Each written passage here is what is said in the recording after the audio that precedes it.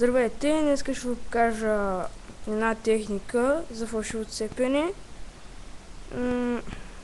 Мисля, че е моя, защото един ден просто се сетих за тази техника. Това е сет на Bicycle Ghost. Сега ще ви покажа самата техника.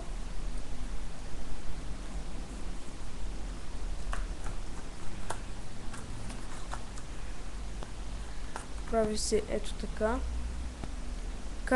Техниката се казва Triple Cut. Така, прави се ето така.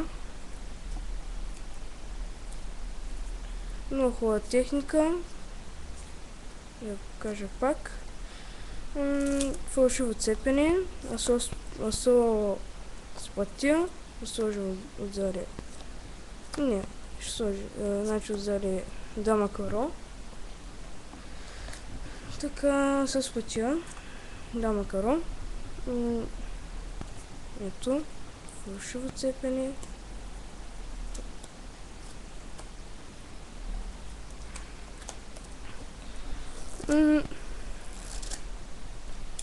Мисля, че е хубаво това фалшиво цепене. Сега ще ви покажа как се прави. Значи, държите цялото сърце в видеогрип. Взимате една трета от картите, пощипвате. После слагате ето така картите, но естествено държите, защото ако пуснете, ще паднат картите. Особено ако го правите с някаква хлъзгава сте, което има много пудра. Значи, взимате една трета, държите така. Пак дигате една трета. По същия начин на Swing False Cut. Държите първата копчинка, която сте взели, с безимения пръст и с палеца. Ето така.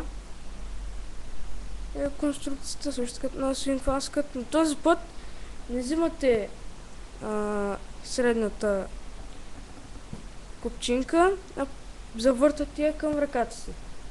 Ето така. После завъртате ръцете, взимате горната копчинка, завъртате я, после завъртате и третата копчинка отгоре. Ето така. Сега да го повторим. Дигате, взимате, дигате, въртите, пак въртите и пак въртите. И картите просто се запазват.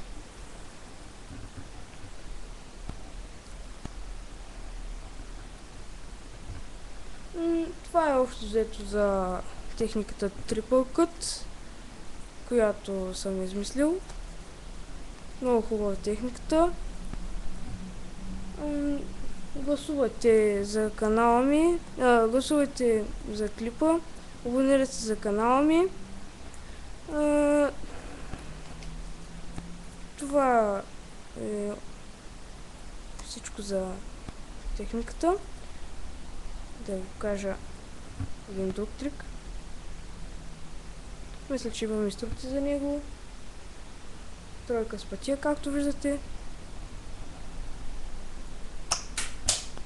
Шестица, пика.